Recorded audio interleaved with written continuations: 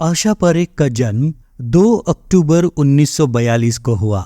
उनकी मां सुधा उर्फ सलमा पारेख एक बोहरी मुस्लिम थी और उनके पिता बच्चू भाई पारेख हिंदू गुजराती थे। उनकी मां ने उन्हें कम उम्र में ही भारतीय शास्त्रीय नृत्य सीखने के लिए भेजा। आशा पारेख ने अपने करियर की शुरुआत एक बाल कलाकार के रूप में स्क्रीन नाम बेबी आशा पारेख से की। प्रसिद्ध फिल्म निर्देशक बिमल रॉय ने एक स्टेज समारोह में उनका नृत्य देखा और उन्हें 10 साल की उम्र में 1952 की फिल्म मां में कास्ट किया और फिर उन्हें 1954 की फिल्म बाप बेटी में दोहराया।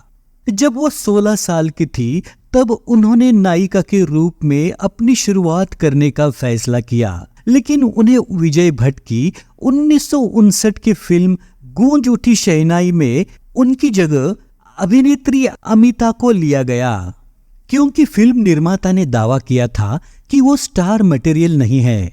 उसके ठीक 8 दिन बाद फिल्म निर्माता सुबोध मुखर्जी और लेखक निर्देशक नासिर हुसैन ने उन्हें शम्मी कपूर के साथ 1959 की फिल्म दिल देके देखो में नायिका के रूप में लिया, जिसने उन्हें एक बड़ी स्टार बना दिया।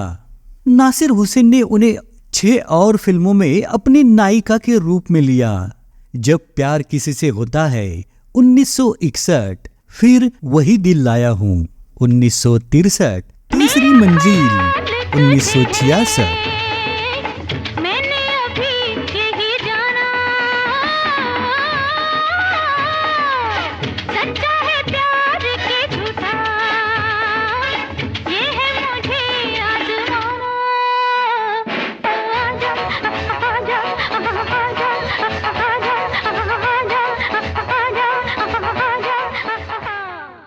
बहारों के सपने 1967, प्यार का मौसम 1969 और कारवा 1971।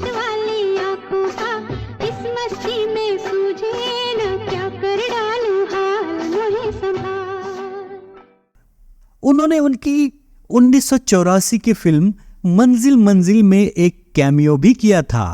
उनकी सभी फिल्में सुपरहिट होती थी, इसलिए उन्हें हिट गर्ल नाम से भी जाना जाता है। आशा पारेख को उनकी अधिकांश फिल्मों में मुख्य रूप से एक ग्लैमर गर्ल या डांसर या टॉम बॉय के रूप में जाना जाता था, जब तक कि निर्देशक राज खोसला ने उन्हें उनकी 3 पसंदीदा फिल्मों में दुखद भूमिकाओं में कास्ट करके एक गंभीर छवि नहीं दी।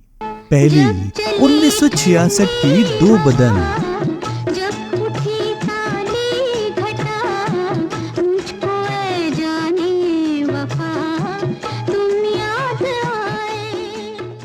दूसरी 1969 की चिराग, जिसके लिए उन्हें सर्वश्रेष्ठ अभिनेत्री के लिए फिल्म फेयर पुरस्कार के लिए नामांकन मिला।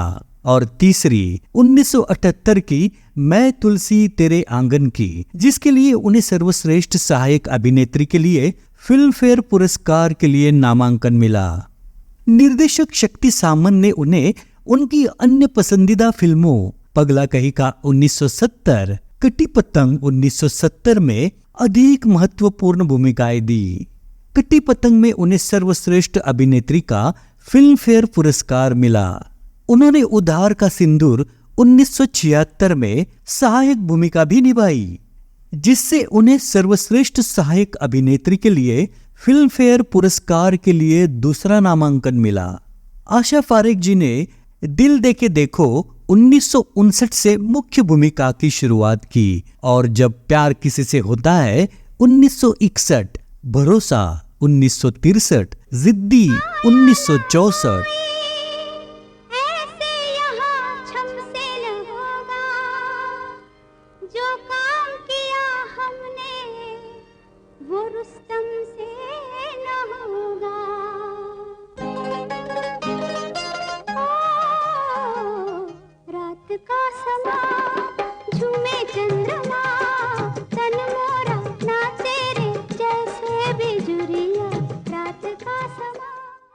मेरे सनम 1965, तीसरी मंजिल 1966, लव इन टोक्यो 1966।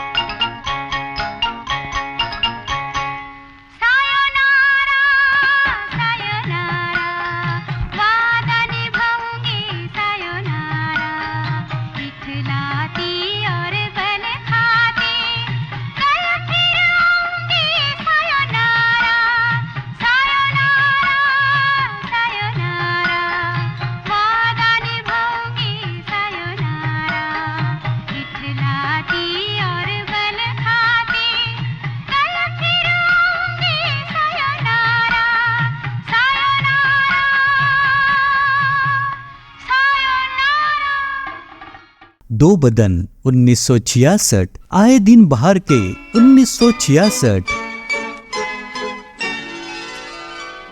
ये कली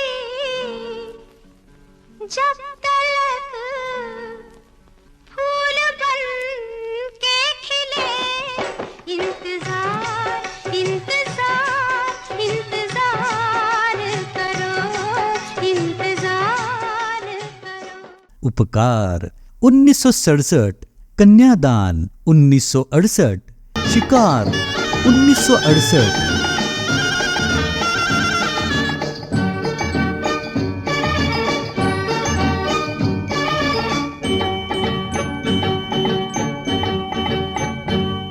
पर्दे में रहने दो, पर्दा ना उठाओ, पर्दे में रहने दो, पर्दा ना उठाओ, पर्दा जो उठ गया तो भी खुल जाएगा। अल्लाह मेरी तौबा, अल्लाह मेरी तौबा। आया सावन झूम के 1969, साजन 1969।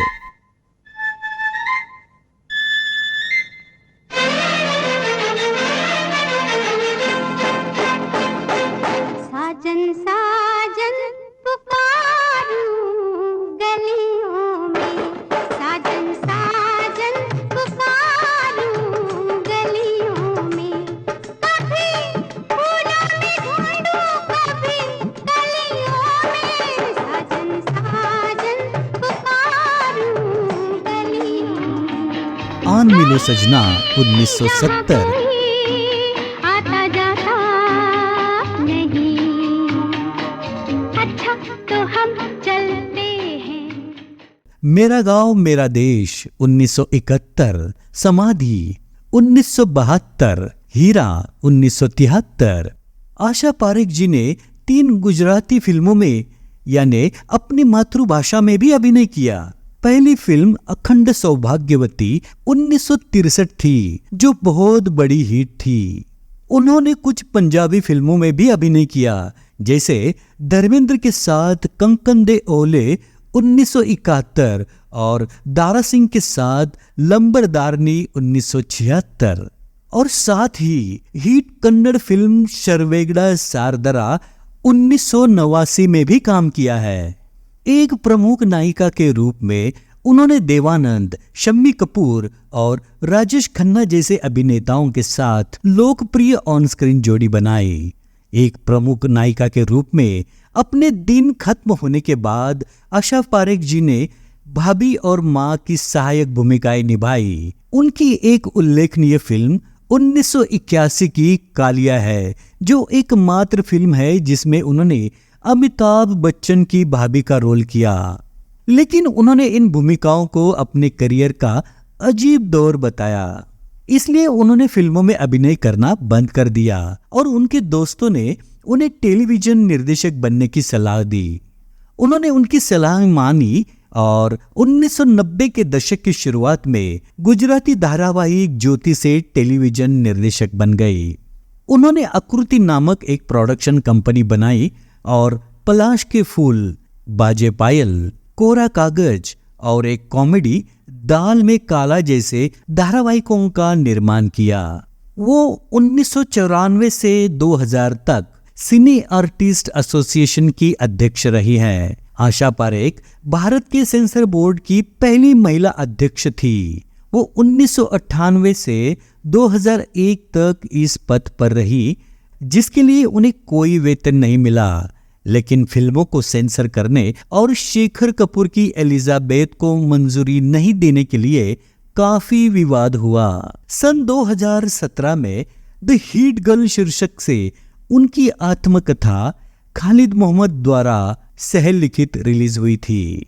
आशा पारेख जी आजीवन अविवाहित रही है। वो निर्देशक नासिर हुसैन के साथ रोमांटिक रूप से जुड़ी हुई थी, जो पहले से ही शादीशुदा थे, लेकिन दोनों के परिवारों के सम्मान के कारण उन्होंने उनसे शादी नहीं की। उनके नाम पर सांता क्रूज मुंबई में एक अस्पताल है, जिसे बीसीजे अस्पताल और आशा पारेख रिसर्च सेंटर कहा जाता है, क्योंकि उन्होंने मेडिकल और सर्जिकल विंग के लिए दान दिया था। आशा पारेख ने अपने 4 दशक से अधिक लंबे करियर में 85 से अधिक फिल्मों में काम किया है। आशा पारेख जी को 2 फिल्म फेयर पुरस्कारों सहित कई पुरस्कार प्राप्त हुए हैं। 1992 में सिनेमा के क्षेत्र में उनके योगदान के लिए भारत सरकार द्वारा उन्हें पद्मश्री से सम्मानित किया गया। 2002 में उन्हें film fair life time achievement award से सम्मानित किया गया और 2020 में दादा साहब फाल्के पुरस्कार से सम्मानित किया गया। मिमिक्री टीवी हिंदी सिनेमा की मल्टी टैलेंटेड अभिनेत्री, निर्माता, निर्देशक आशा पारेख जी के फिल्मी सफर को सलाम करता है।